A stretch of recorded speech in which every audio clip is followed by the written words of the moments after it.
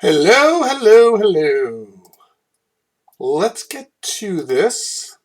Let me get my stuff set up and let's get rolling. All right, this is the circular flow diagram. This diagram tells the whole story. Everything you want to know about economics, especially macro, is in this story. All right, or in this diagram called the circular flow diagram. I like to say there are four main characters in every economy, right? The first character is households. The households sell resources and they buy products, right? What resources do they sell? They sell their labor, their entrepreneur, okay? That's the first main group. Your second group is a firm, right? The firm is a business. They buy resources. They need your labor, your entrepreneur. They use that to make a product which they sell. Okay, so the firms buy and sell products, the households sell resources, buy products.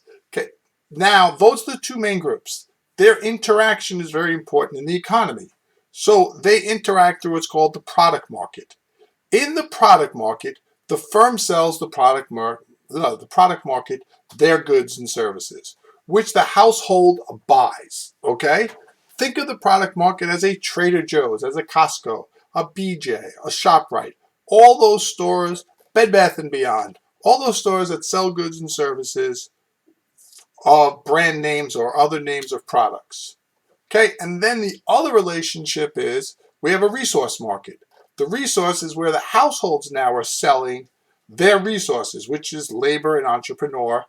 We can throw in capital and labor, but I know you're going to capital and rent, but I know you're going to get angry with me and go, how does a household have land and capital?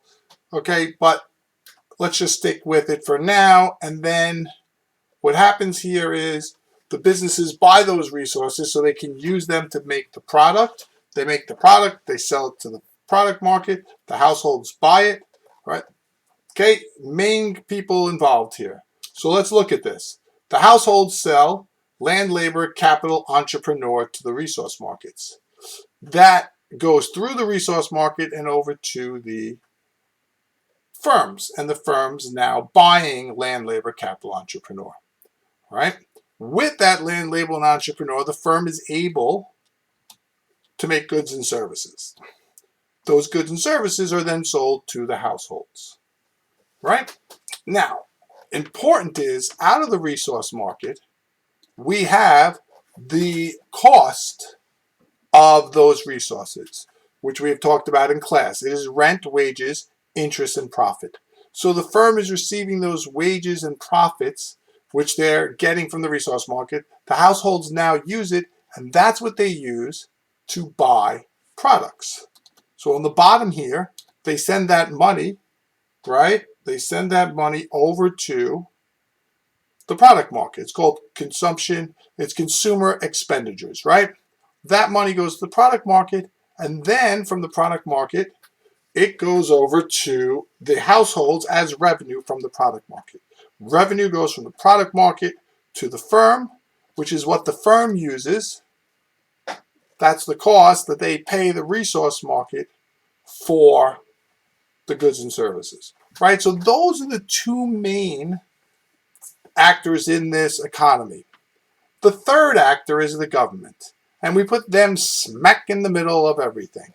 The government is involved in the households and the firms. What do? They do exactly what you think they do. Okay? They tax the households. The households have to pay tax. The firms have to pay tax to the government. Okay? The firms get the tax money from selling their products. The households get the money from selling their resources. In return, we're missing the arrows going back, but in return, the government gives them goods and services, right? Firms are given roads to drive their trucks on. So when Amazon's not paying taxes, they're flying their planes into our airports at taxpayers' dollars. They're driving the roads. All that is provided by the government with tax dollars from firms and households.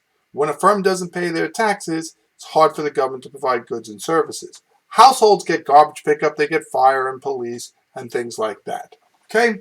The last group, the fourth group here, is foreign imports and exports, the foreign market. They import and export from the product market. So I didn't have room on this graph, but if you want to draw an arrow from the foreign market to the product market, you would label it imports. And then an arrow from the product market down to the foreign market, you would label that exports. Okay? That is your circular flow diagram. I don't care the order where you put them. What I care is the relationship in the arrows that are going through there. At any time, I should say, draw this graph and you should be able to do it. Other thing that I would like you to put here for a second is on the bottom right-hand corner, you want to put demand because the households are demanding products. And then in the bottom left-hand corner, put the word supply because firms are supplying the product market. So the demand is coming from households, the supply is coming from firms. We go to the top of the graph or the flow system, and it's different now. The firm is demanding the resources, and the households are supplying the resources. So the households are now the supply side, and the firm is now on the demand side for those resources.